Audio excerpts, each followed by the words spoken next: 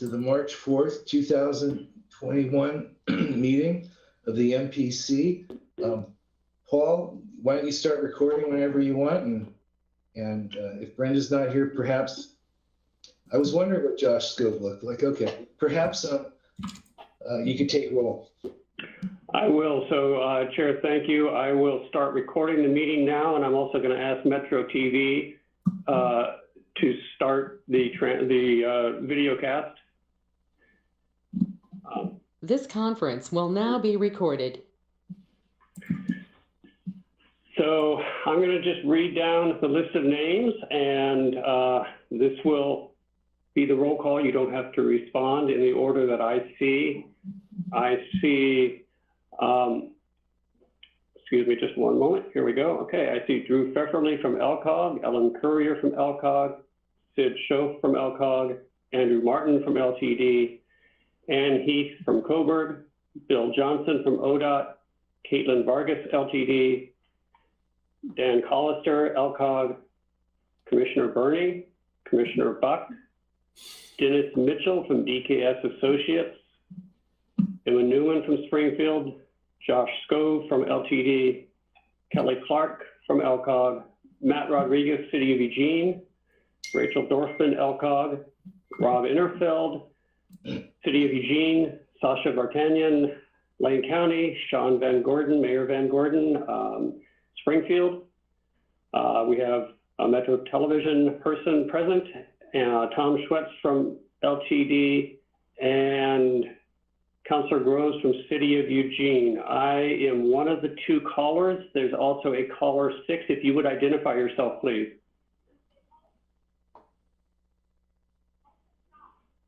Neil Adati, City of Springfield. Thank you. I will rename that now. And that is everyone I see, Chair Burney. We do have a quorum. Thank you, Paul. And a special welcome on the screen of people I see to Josh Scove. This is the first time, Josh. I wouldn't have recognized you if you didn't wave. Somehow your hair has changed colors since last we hung out. It's changed. Changed. Didn't notice that. Our first item is to approve the February 4th, 2021 MPC meeting minutes. Are there any members that would like to make changes to the minutes? Seeing none, is there a motion for approval? So moved. Second. Commissioner Buck has moved approval of the February 4th, 2021 MPC meeting minutes. Vice Chair Groves has seconded. Is there discussion to the motion? Mayor Van Gordon has indicated there's no discussion to the motion. So all those approving, please say aye. Aye. Aye. Thumbs up works, Caitlin. Yeah, it's on. Approving, thumbs down or nay, or not approving. And the minutes are approved unanimously. At this point in time, does anyone have any adjustments they would like to make to the agenda? Chair, I have none. Okay, and I don't see that any of the board members have any. So with that, are there any announcements by members for benefit of this group? Seeing and hearing none. At this Chair? point, yes. Excuse me. I think I'll just take this opportunity to mention to the group, and if you recall, last meeting we discussed one or more potential openings on the Oregon Transportation Commission. And since that time, Brenda has sent a letter of support on behalf of the MPO Policy Board U to the governor for Carmen 4. Carmen has applied to be an OTC member. And so not only has Brenda sent a letter of support from the MPO, I understand the Board of Commissioners did, and I know that the Lane Area Commission on Transportation also approved a letter of support for Carmen. Yes, that is correct. And the only thing I would add to that is On behalf of the board, I received a note from her thanking the Board of Commissioners for their support of that and confirming she was applying. Paul, do you have anything else for us? No. No other member items? Okay. At this point in time, I'm going to rely on you again, Paul, to tell us whether there are any comments from the audience before we start the rest of the meeting. Chair, this month, for the first time in many, many months, I not only have nobody that notified me in advance that they wish to speak, but I do not see anybody on the meeting that is not staff or a member, so I don't believe there's anybody that's prepared to speak. Well, I don't know if there's a relationship between this being Mr. Scove's first meeting and being the first time in history that no one wants to speak, but Josh, you're always welcome here. I'm just kidding. Okay. At this point in time, we should be on item 6, Metropolitan Planning Organization issues. Item A, Surface Transportation Block Grant Funding Proposal regarding McVeigh Highway Design and NEPA. And I believe Dan McAllister is here to guide this discussion. That's right. Thank you, Chair. Dan Collister here. And this item is the proposal for funding use of Surface Transportation Block Grant, MPO's discretionary funds to fund McVeigh Highway Design and NEPA, a new project being proposed by the City of Springfield. Last month, MPC approved programming funds for the South 32nd at Virginia project in Springfield that was using a portion of the funds from the canceled Glenwood Riverfront Path project. This project will use the balance of those funds from that canceled project. It's programming $485,000, which includes the local match for that. Last month, excuse me, this item was presented at a public hearing. There were no comments received at that time, and a 30-day public comment period has now concluded, and no comments have been received. So the Transportation Planning Committee recommends MPC approve Resolution 2021-03, programming these funds as illustrated in Exhibit A. Thank you, Dan. Are there any comments or questions for him? I presume there's support from my fellow Springfield members of this body? Okay. Is there a motion then for approval of Resolution 2021-03, amending Metropolitan Transportation Improvement Program? I move that we approve Resolution 2021-03, amending the MTIP. It's been moved. There's a second. It's been moved by Mayor Van Gordon, seconded by Councilor Moe to approve Resolution 2021-03. Is there any discussion to the motion?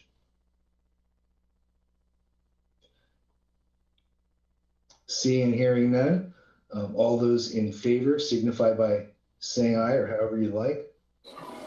Aye. Aye. Yeah, this is total like.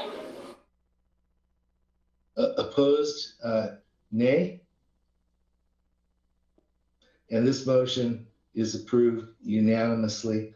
Well, I'm going to just follow our Board of Commissioner protocol. The Resolution 2021-03 is approved unanimously.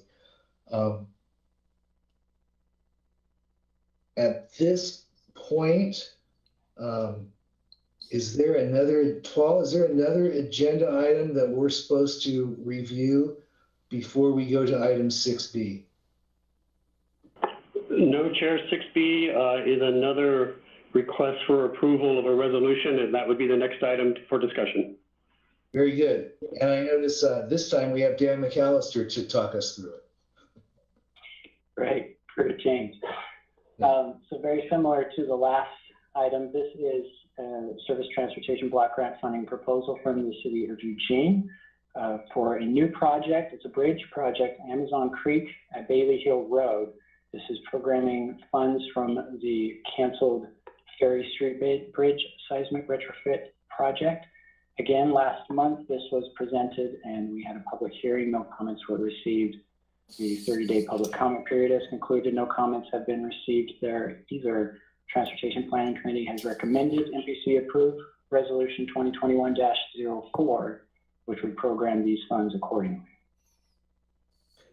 Thank you, Dan. At this point, are there any MPC members that have questions or comments? Seeing none, all those in favor of Resolution 2021-04, please signify by saying aye. Aye. Motion? Aye. Did I miss the motion? Do we need to make a motion on that, Chair? Was there no motion? I'll move the motion. Second. She does this to me in Board of Commissioner meetings all the time. I always look bad. Thank you very much, Commissioner Buck. I apologize. Are you moving approval of Resolution 2021-04? Yes, and I only say this because I've made this mistake a couple of times. Thank you. No, thank you very much. And is there a second for that motion? Second. I saw Steve Moe's hand before I heard a voice. Mr. Moe seconds. Forgive me, we're doing this again. All those in favor for approving, well, is there a discussion to the motion? Good. All those voting to approve Resolution 2021-04, please signify by saying aye or raising your hand. Aye. Aye. Opposed, same sign. Resolution 2021-04, moved by Commissioner Buck, seconded by Councilor Moe, is unanimously approved. That brings us to item 6C, draft intelligent transportation system plan. The staff presenters to walk us through this are Kelly Clark, Dennis Mitchell. Hi, Kelly Clark here. I'd actually like to introduce you to Dennis Mitchell with DKS and Associates. He's our consultant working on updating our region's Intelligent Transportation System Plan, or ITS plan we'll refer to it as. He last presented to MPC in July to provide an overview of what this plan is and our process to update it. It was last updated in 2013, so it's due for an update. And since our last meeting with you in July about this, we've been working with our partners, and Dennis is here to provide a status of where we are with the update and kind of a reminder as an overview of what the ITS plan is and the benefits to our region. So Dennis, I will hand this off to you. Great, thanks, Kelly. I want to just confirm that you can see my screen. Yes, we can. Okay, great. So, you know, the ITS plan update is part of the overall effort to update the RTP and the CMP. And so I'm just going to give an update on the ITS portion of that. And I first wanted to start by reminding what we're talking about in ITS, and if there's any new members that weren't here before that didn't hear about this.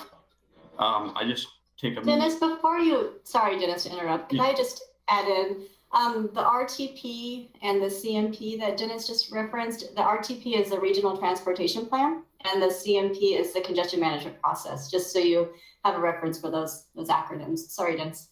Oh, thanks, Kelly. I should have done that myself. So I'm not going to run through everything you see on the screen. These are examples of ITS types of projects or systems, you know, that deal with transportation. There's freeway management, arterial management, incident management, traveler information, public transportation, road weather operations, maintenance, construction, so and several others. And so this is sort of like a toolbox of the possible types of projects in terms of ITS. And so I do want to show some examples of systems that we would look at that have been used either already in the Eugene Springfield area or in other areas of the state, that just as examples. Variable speed in Portland highway is an advisory speed to automatically give people warning. In other words, slow you down if you're coming upon congestion or an incident, something like that. That would be automated. So if something happens out on the roadway, sensors will detect what's going on and slow people down so you don't have these back of queue crashes. Another example is travel time information, giving people an idea, if they're traveling down a roadway, whether it's a freeway or arterial, you could tell people how long it's going to take you to get to a certain destination. So you could decide if you want to go one route or another route, or just sort of understand what kind of congestion you're dealing with. The third example here is a curve warning system. It's just for a ramp. It's pretty small project, but it was an area where we had a lot of people driving off the side of a tight loop ramp when it either got wet or icy. And so this was an active type warning. There had always been a static sign with flashing lights that would warn you that there's a problem, but people just ignored it. And so this is one where it detects the surface condition of the ramp and the speed of the vehicle approaching. So it'll give you a warning that you may be going too fast for the current conditions. Let's see, the next examples here are specifically in the Eugene Springfield area ramp metering, which has already been deployed along Beltline Highway, and curve warning on Delta Highway. So if it detects, as I mentioned earlier, it can detect speeds along a segment ahead of you. The particular one here is a place where congestion usually occurs around the curve and you can't see it. So what you do here is detect there's a slowing of traffic, and you put up a sign automatically that says there's congestion. And so these type of systems, again, are all looking to either provide information or improve safety of the system.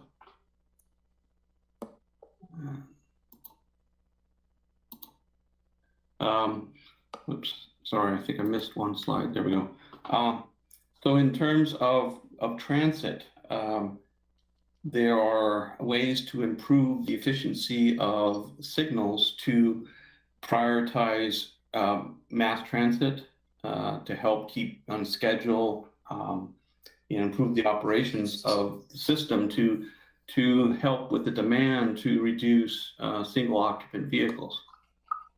Another type of project would be detection for bicycles to help in terms of signal timing to enhance the bikes and pedestrians through signals. Benefits of the ITS is number one, increased safety. Every one of the ITS projects, that's the number one benefit of deploying something. You can also realize reduced fuel consumption and emissions, reduce delays, and provide real-time information to travelers so that they can decide, do they want to take a different route, take a different mode, go at a different time. Just having that information for people to make their own decisions. So what's an ITS plan? Basically, it's assessing the existing system, working with the local agencies and ODOT and develop, looking at that system and what future ideas that you have, what's the needs of the system, and then recommend projects or programs to address those needs. And so the benefits of the plan would be to provide guidance for system improvements that maximize existing and future capital infrastructure. In the past, ITS plans have always been done after a regional transportation plan. So it's a component of it, but usually not integrated so well. In other words, they're not done at the same time. In this case, the ITS plan is being developed at the same time as the regional transportation plan is being updated. So the projects that are proposed in the ITS plan can be considered as part of the RTP update, and vice versa. The ITS plan is looking currently at what the issues are in the RTP and trying to incorporate the strategies that are being proposed in the RTP as part of prioritizing ITS projects. And this is the first in the state of Oregon where these are done simultaneously. So the other benefit of the regional plan is to integrate agency needs, across the whole area, not just by each independent jurisdiction. And then provide a list of projects to meet that regional vision for ITS. And so once you have that list, then you can add components to either capital projects or implement these separately as funding opportunities arise. Sort of touched on this. The history of the last ITS plan was actually in 2004. So it's been quite a while. Some of the projects in that original plan have been implemented and many have not. And that gave us the basis for where to start from on this plan update, is looking at those projects that were not implemented as of yet to see if they're still valid, and then looking at the needs of today and out into the future. What additional projects would we recommend for this region? Oops, fast.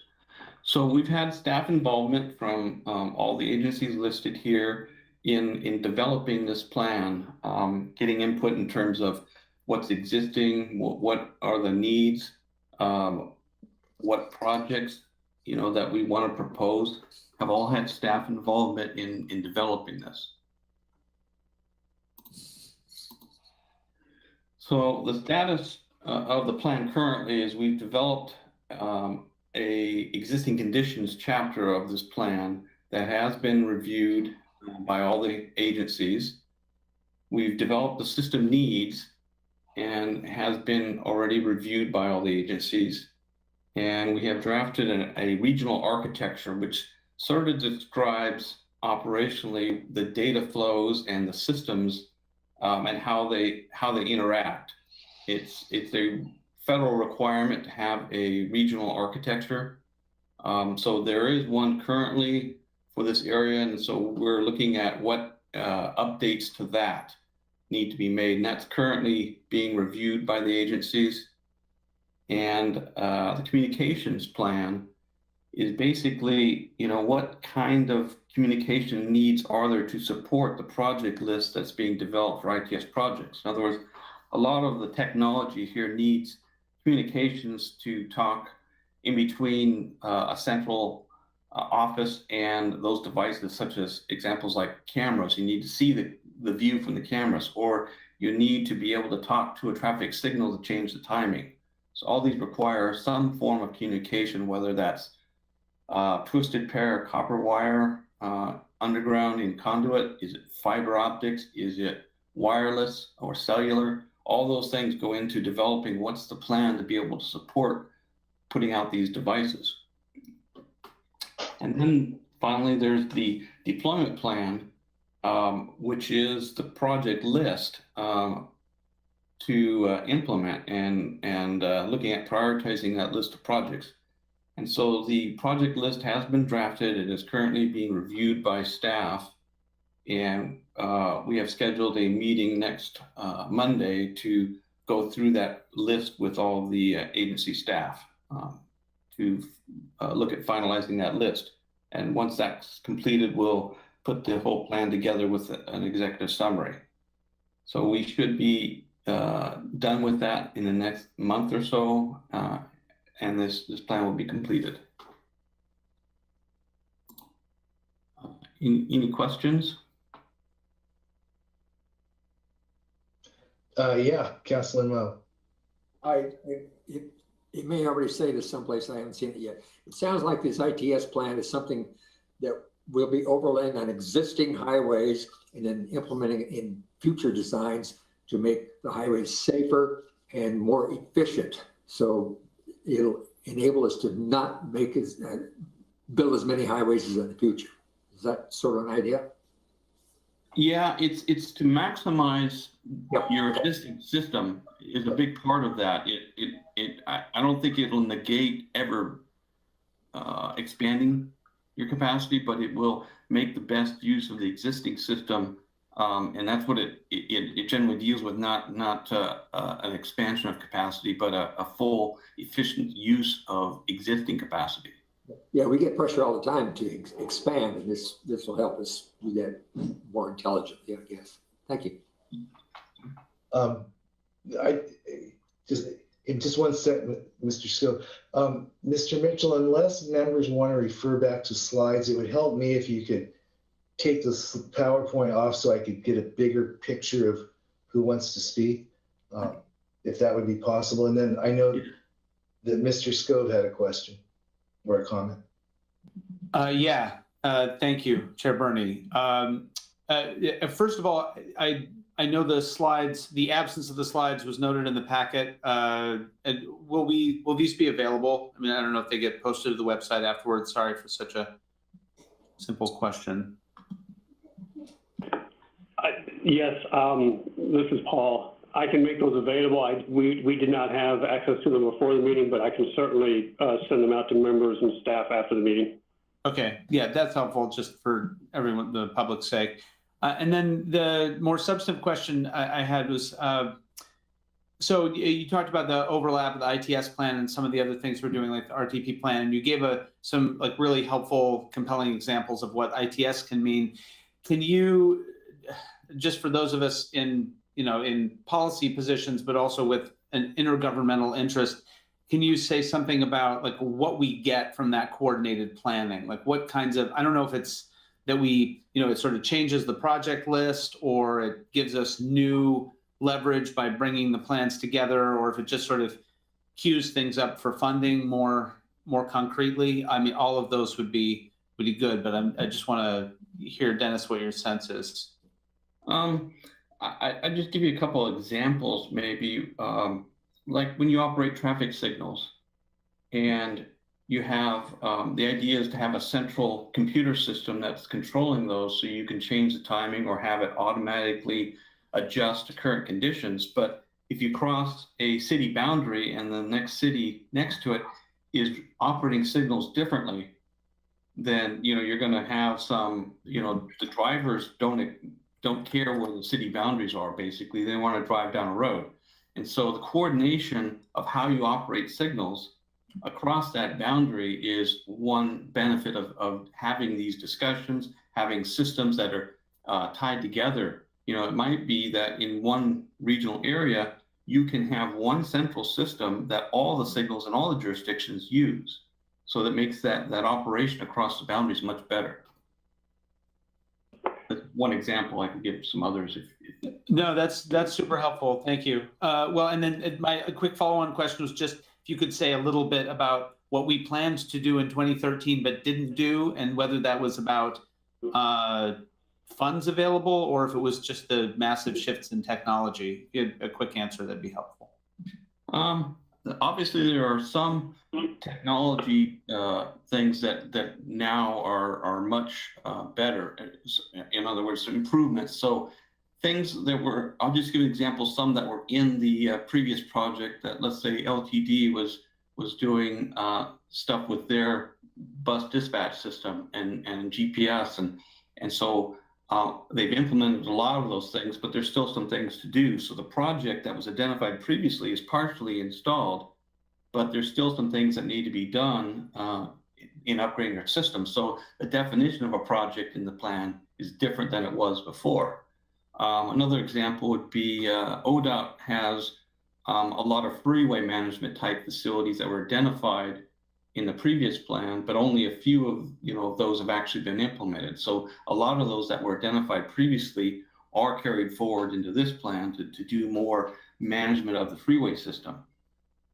There are projects in this list that include adding more cameras so you can monitor the system, upgrading traffic signal controllers to make them more reactive or responsive to real-time conditions.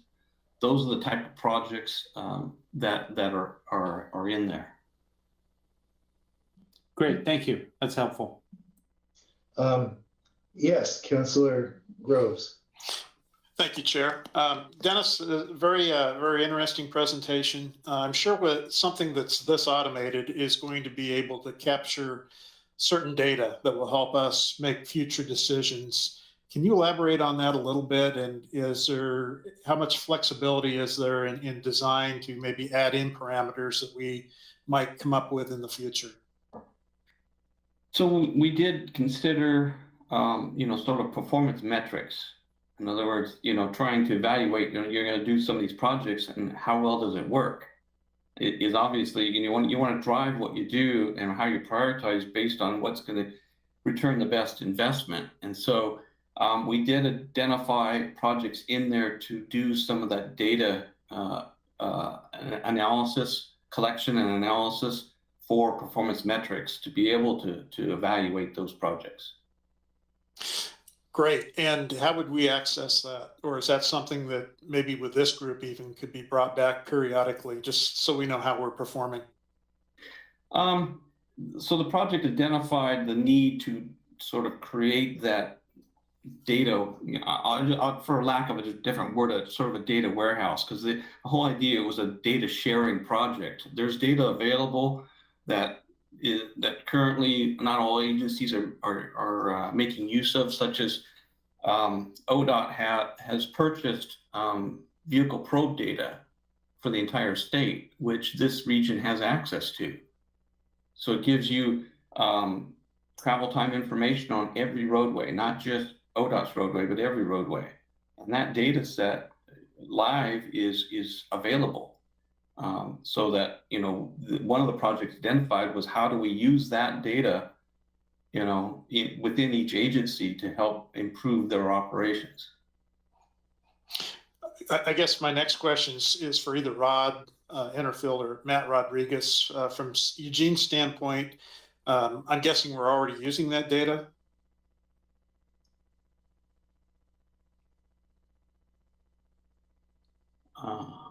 It's fairly new, so. All right, this is Rob Interfeld from the city of Eugene. Our traffic operations group, I think, is plugged into that. I'm not sure to what extent they're using it at this point. On my work group, we tend to use it more if we had a specific corridor project that we were working on, where we would use it to inform that. We're not at that point in any of our projects right now.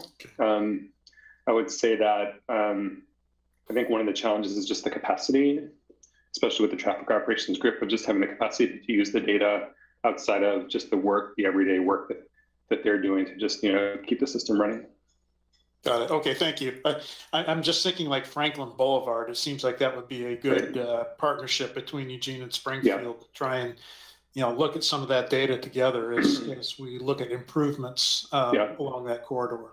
That's a really good idea, and we are going to be the project's been on a little bit of a hiatus lately on the Eugene side, but we are going to be jumping back into design refinement in the not too distant future. So that might be a good opportunity to use some of it. I think it's called RIDIS data. Is that right, Dennis? That's correct. Okay, great. Thanks. Thank you. If I may here, before we call the next person, my understanding, Dennis, isn't that this is just a presentation. My understanding is this body is to give you direction as well as feedback as it relates to some of these areas. And if that is correct, which I think it is, then I would think that Councillor Grove's question really ought to be a direction if for us at least to discuss as we move forward. And I just wanted to remind that of MPC members. We're not taking action here. We're providing direction to staff. Other questions, comments? Mayor Van Gordon.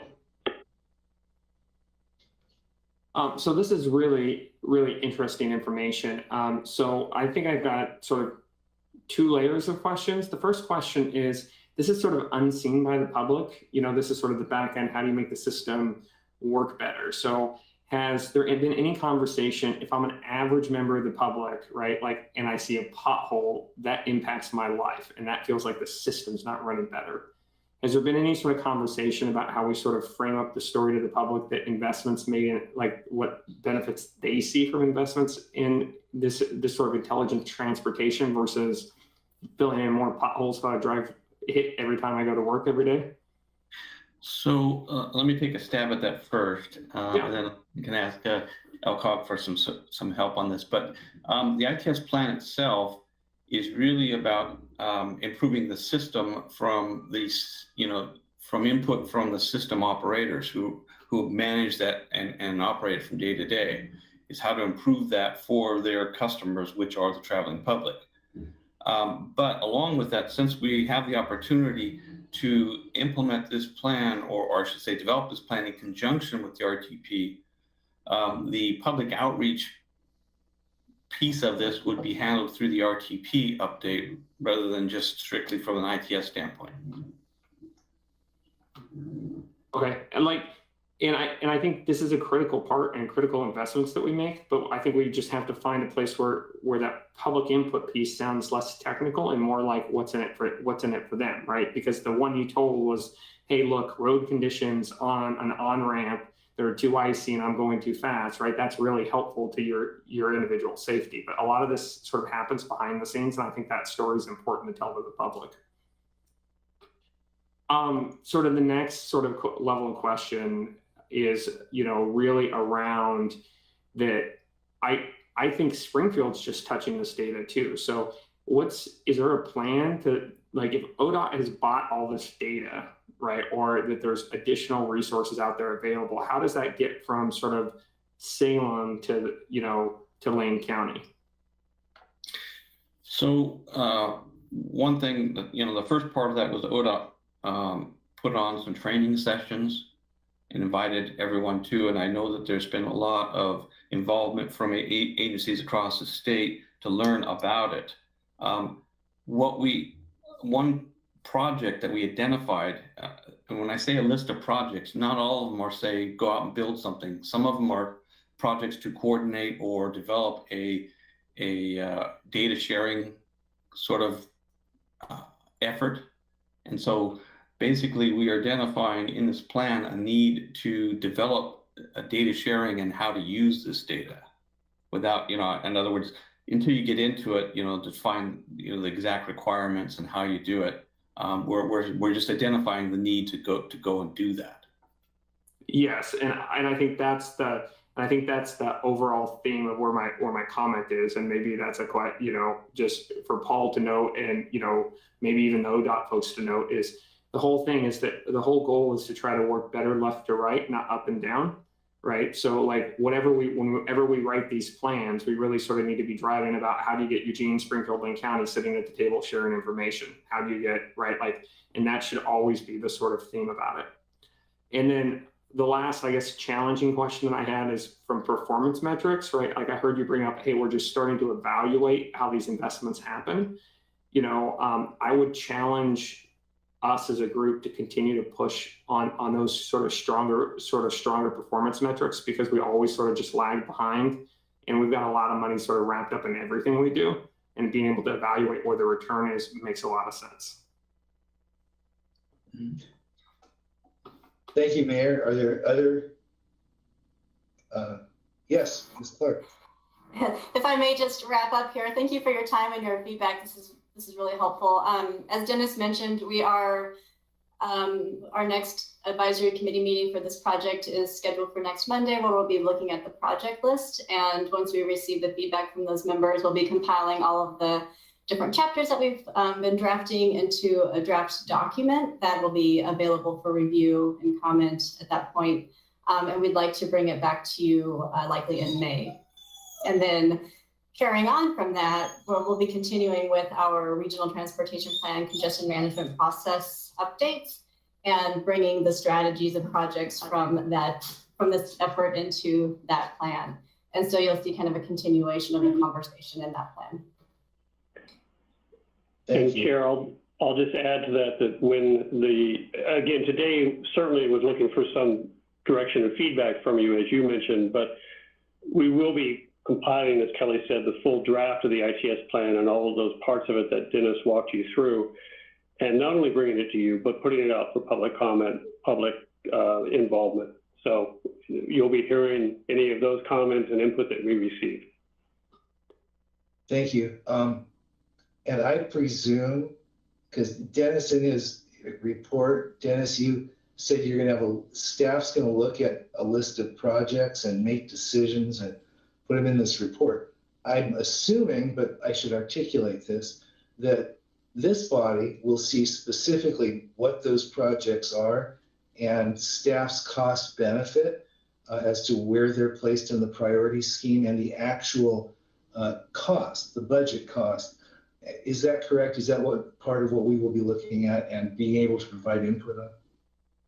So you will see the list of projects, and they will have identified costs to implement and ongoing maintenance costs identified from a planning level perspective. But yes, you will have all those to be able to comment on. Did you say they will not have dollars attached to them? No, they will. Okay, thank you. I have to say this, and then if there's other comments, we'll take them and move on. But this has been interesting for me. I keep hearing how technology advances, and I had a business 40 years ago that introduced into electrical workers' apprentice curriculum, traffic signal control, and programmable. So I will be fascinated to hear how technology has, in fact, driven the primitive work we did then, which was cutting edge, and see where it's looking now. I really hope I see some big differences. There's Franny, I didn't even know you were here. It's great to see you. Hi, I just jumped in and I heard like 5 seconds of Dennis's report, but I just wanted to say something about implementing the plan. When it comes to recommendations on the state system, you know, I-5, Beltline, 99, et cetera, if there are any, it'll be helpful for us, me and Bill, to look at those. We're not to the place yet where the distribution from the 24-27 STIP has been allocated to regions, but at some point they will be in the near future. And then we start getting ideas about what our projects are going to look like. And then once we do that, we start this thing called scoping. And so if I know that there is a recommendation for like a weather system or a camera system, whatever, on any of my PRES projects that I have coming up, I can look to incorporate that project into the project at hand so that it actually gets implemented. Thank you. Thank you. Are there any more questions or comments on this topic? Steve. Technology. So I got to throw this in there. In the 1970s, I received patents for radio controlled traffic control system. Is the last patent 50 years, Steve? Yeah, late 70s. Any other comments? Well, Kelly, Dennis, and Franny, towards the end there, thank you very much, and thank you for your openness and taking our inputs, and we can't wait to see what you do with it all. Thank you. Thank you. Franny, we're now on item D here, follow-up and next steps. I was told that you would not be here for a report, but here you are. Do you have a report for the group? Well, I don't know if Bill shared anything at the announcement stage. Bill? I'm sorry. Excuse me. I am here, Franny. I've been listening in. We have not reported on any ODOT updates. Okay. So now is the time for that. Okay, a couple things. You know, we are also we're supporting the wildfire recovery efforts that are happening, which there are a lot of right now. We're trying to get people into homes eventually. ODOT's playing a role in organizing consultants and contractors and getting the FEMA money allocated correctly and all that. So there's a lot of contract management and then making sure that the work gets done correctly.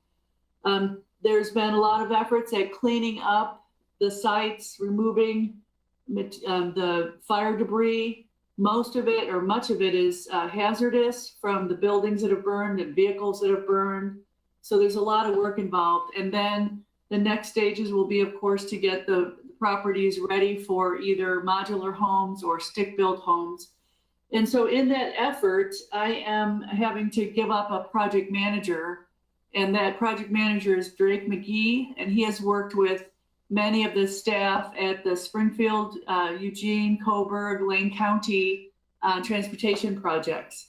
So for the next 7 months, I've lost Drake, but we're going to get new project managers from other area offices, one per jurisdiction, so that you won't have the point of contact won't be confusing. You'll have one point of contact. So that information will go out to staff so that we could keep the local agency projects going correctly. So that's one announcement. Second of all, we're going to Coburg City Council next Tuesday to talk about the Coburg interchange conceptual design. So we had earmarked funds from Congressman DeFazio's office years ago. That was when we used to have earmarks. And we had some of that saved up so that we could look at a design for the interchange, because we need to replace that bridge over I-5 with a wider facility that would accommodate trucks that are going to and from truck stops, with turning radiuses and vehicles, and as well as pedestrians with sidewalks and bicycles. That also includes some improvements on ramps on both ends, east and west ends, sides of the freeway at the Coburg interchange. So at the city council, we're going to bring the concept plan that's been, engineered and approved and studied that will work in that area.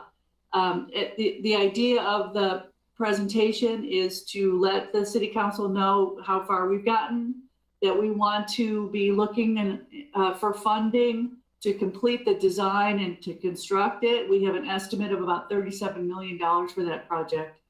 There's a lot of next steps that have to be taken, but we want the city to be on board for future funding requests and support.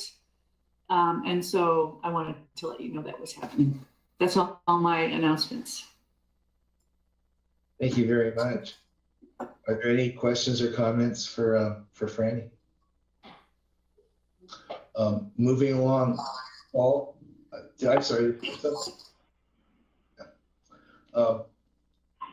Paul, could you walk us through the MTIP administrative amendments and see if there's questions or comments on those?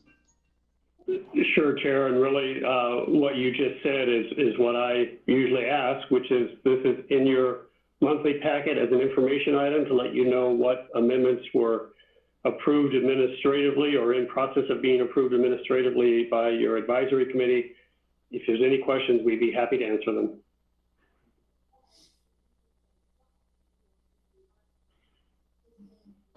Seeing none at this moment, I believe at the close of our agenda, is there any item anyone would like to put on our next or a future agenda?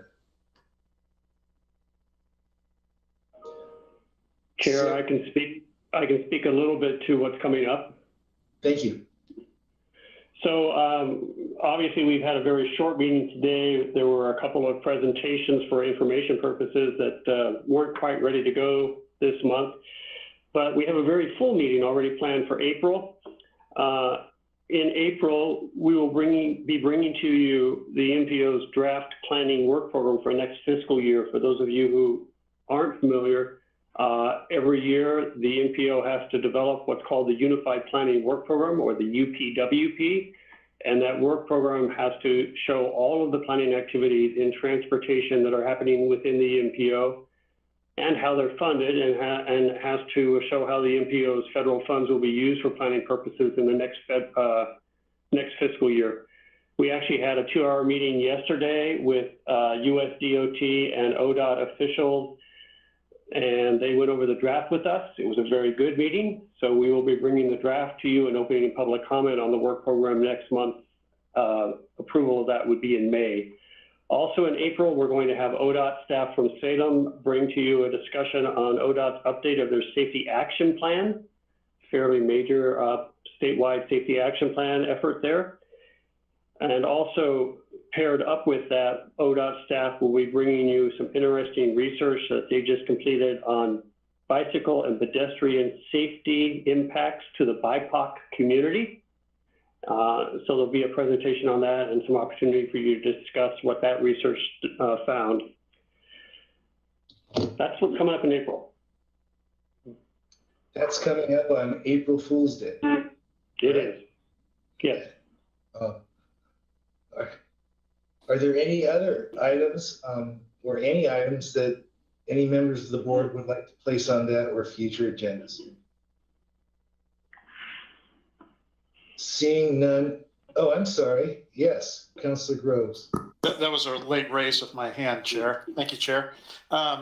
Just a question. Is there anything coming up on future agendas about the Highway 126 widening planning study? Yeah, great question, Councilor Groves. I am having that discussion at the Lane Act in our March meeting next week. And I am ready to bring it to the MPC when you have room in your agenda for it. So I was thinking about April, but it looks like it's pretty full. So we could shoot for May if there's a better opening.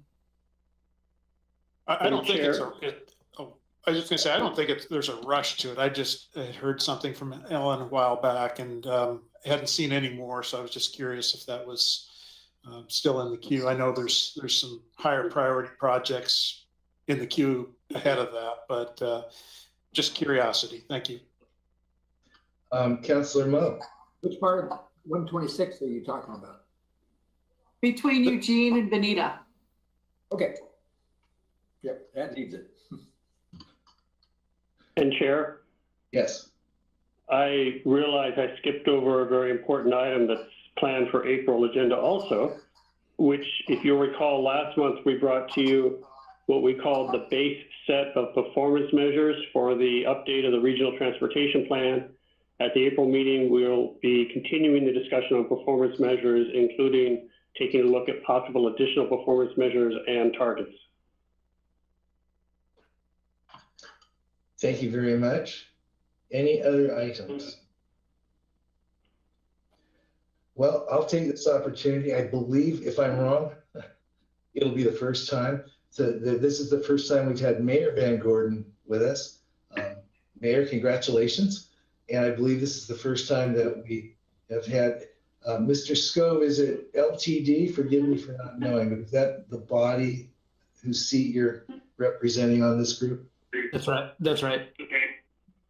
For the benefit of some of you, 12 years ago, I used to listen at Joshua Scove's knees as he exhorted science, and none of it took with me. That's why I went into this. Anyway, thank you very much. I believe this meeting of MPC is adjourned. Have a great day. Thank you.